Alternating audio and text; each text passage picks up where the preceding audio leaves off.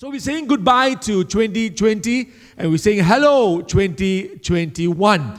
I have been given by the grace of God the last 6 to 7 weeks, one point after another, the Lord just, downloading His truth and His thoughts upon me. And even as I began to take note, I was wondering, when will I have the opportunity to share some of these truths and thoughts with you, the church, and with the people who will be led by God to tune in.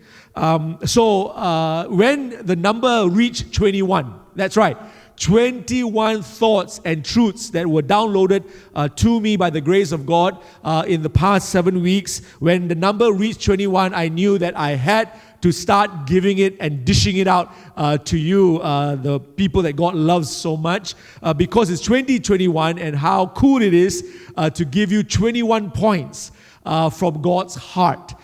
They will be for some as a teaching, they will be to others as a revelation, and for most of us it will be as reminders. And I think it's a good thing to do, to start the year with reminders from the Lord, if not revelation from God, to be able to be encouraged, if not equipped for the year ahead and the years ahead.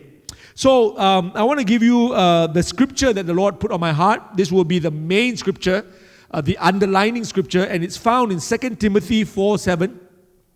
And this is how the Bible reads, and this is what Paul, the apostle, wrote towards the end of his ministry and his life here on earth. He said, "I have fought the good fight, I have finished the race, I have kept the faith." And this scripture to me is really, really apt as we start 2021, because we too, all of us, are fighting the good fight. We are also running this race to the finish. And we also, all of us, want to keep the faith till the very end. The devil does not want us to fight the good fight.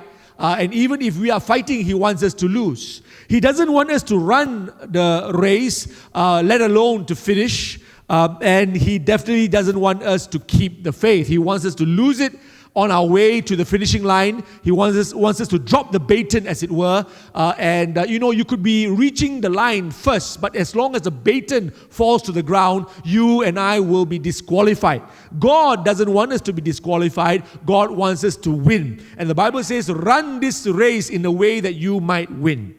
But God also reminded me about 2-3 days ago. He says, Kenneth, 2021 will be very different for Acts Church in this way.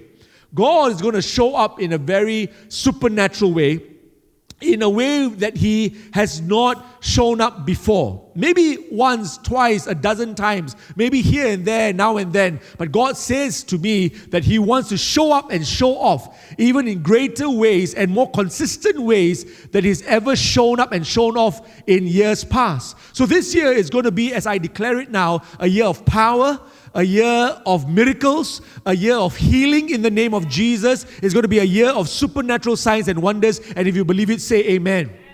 Here's number 1. Love God with all your heart. Love God with all your heart. Of course, the Bible says in Mark, let's read that, Mark 12:30. The Bible says, let's put that on. Mark 12, verse 30. Okay, that's a little bit small on the television in front of me, but let me read here. "And you shall love the Lord your God with all your heart, with all your soul, with all your mind, and with all your strength."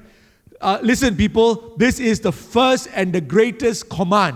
And if we will learn to live like this, we will be blessed. You don't have to worry about anything, because this is really what God has called us to do, and God will honor us even as we honor Him. All right. Now, the question is how to love God. How to love God, because, with people it can be easy. How do I love my wife? Okay, I buy her things. I remember her birthday. I do stuff at home. I love my wife, by remembering her, by washing the plates after she has cooked. Okay, but with God it's as simple as this. To love God, we simply need to obey.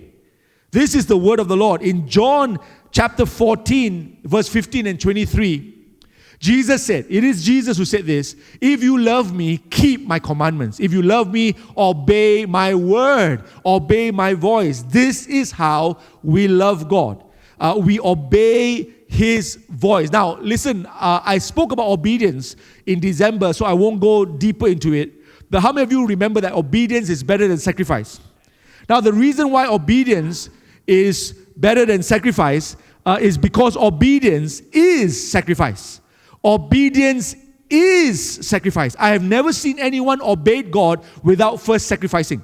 Sacrificing their comfort, sacrificing their talents, sacrificing their money, sacrificing their time. I've never seen any one of us obey the Lord without sacrificing. So obedience itself is a sacrifice. In fact, it is the best kind of sacrifice. It's above every other sacrifice. And so obedience is still the way to go. Now, let me ask you another question. Why love God? Now, when I was growing up as a Christian, a young Christian, I used to ask, how come God commanded us to love Him? I mean, the word command is like a force, like a demand. And you know that love can't be forced, shouldn't be forced. It shouldn't be a demand, It's almost like a husband and wife, right? You've been married for some time now. And, the husband turns to the wife and says, "Wife, you must love me." And the wife turns to the husband and says, "You must love me." And you go like, is that how it's done? That shouldn't be the way, right? To force somebody to demand love of someone. And so when I was growing up as a young Christian, I used to have problems with this. A little bit, okay? Not a lot of problems, just a little bit, like thinking, "Oh God, why must you force us to love you? Why must you command?" And then the Lord began to speak to me, and I accepted this explanation from the Lord. The Lord made it a command because He loved us. You see, God only will ask you, just ask any parent here and they will tell you, any parent, when they ask the child to do something or command the child to do something, is for their own good. It's not usually for the good of the parent, the dad or the mom. When a parent commands or instructs a child to do something, look left, look right, look left again before you cross the road. You say it's a command. Yes, it's for the person's own good. Eat your vegetables, before you have ice cream. It's for your own good. It's not for the parent's good. You don't eat vegetables, it doesn't do anything to me. It is for the children's good. And so when God says, "Love me with all your heart. Put me first in your life. Love me with all your soul." It is for our own good. Why? Because God knows if we don't love Him with all, then our heart will have room for others. Our heart will have, and what happens is that we will begin, if we're not loving God with our all, we will start loving other things and other people with our all. And this is the problem. The problem is that when we start loving other things or other people with our all, they will begin to disappoint us and break our hearts and disappoint, and I said disappoint already, and they will betray us even. But God doesn't disappoint. God doesn't betray. God doesn't break our hearts. The reason why someone can break our hearts is because we give our hearts to someone.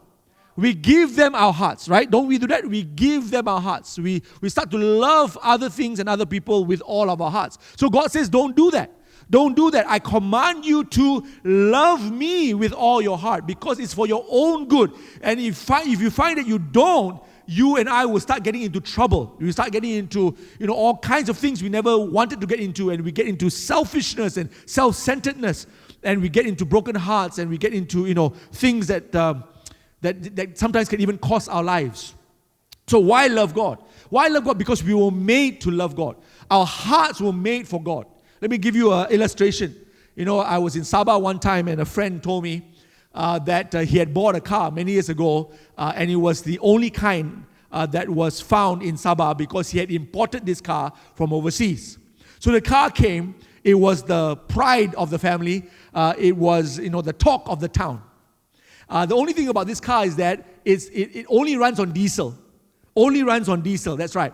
And for those of you who are familiar, those cars that run on petrol cannot go on diesel. Those cars that run on diesel cannot go on petrol. So one day, the driver forgot. The driver drove this very expensive car into the petrol station and started to fill, what? With petrol. Into a diesel car. The car, I said to you, was expensive. It was imported. It was, the talk of the town.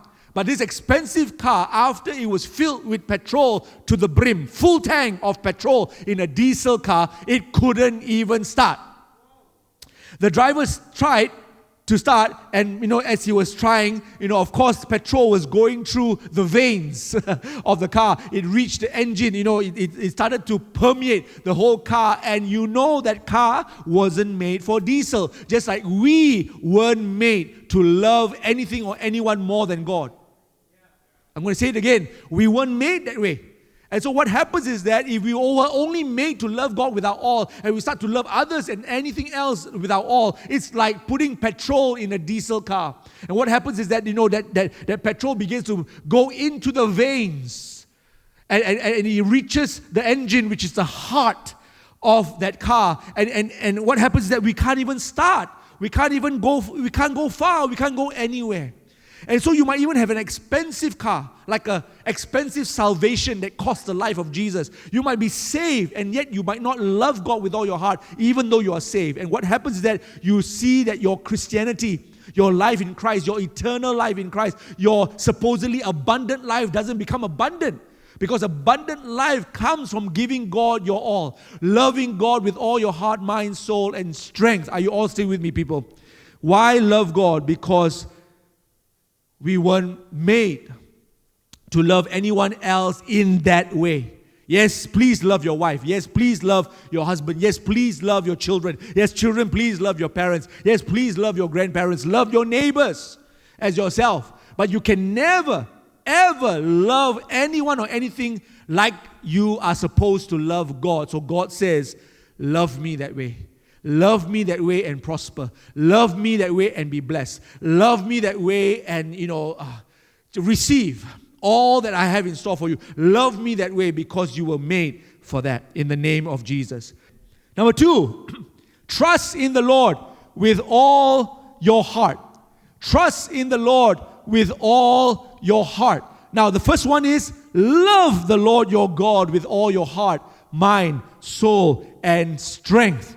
Love the Lord. Second one is trust in the Lord with all your heart. Now, we already had a speaker come up here last Sunday, the last Sunday of 2020, and he spoke with such passion and power, and I believe the word of God has gone forth. But I want to remind us all to trust in the Lord with all our hearts. Now, listen, why? Why trust in the Lord with all our hearts? Because again, the same explanation as I gave you for love. We were made to trust God with all. We were not made to trust human beings with all. When we trust human beings, when we trust men and women with all, they can betray us, they can disappoint us. Even husbands can betray wife, and wives can disappoint husbands. Listen to me very carefully. It is only God that doesn't disappoint. Only God that does not betray. God that does not break people's hearts. So listen, trust in the Lord. Don't put your trust in man, especially when it comes to all your heart. Yes, you can learn to trust man. Yes, you can learn to trust women, but never with all your heart. With all your heart only belongs to God. Hello everyone, thank you so much for watching. If you've been blessed by this video, please share this with a friend and bless them too. Do like this video and subscribe to this channel for more content like this. Wishing you all good health and God's grace and favor to be upon all of you. God bless you. See you next time.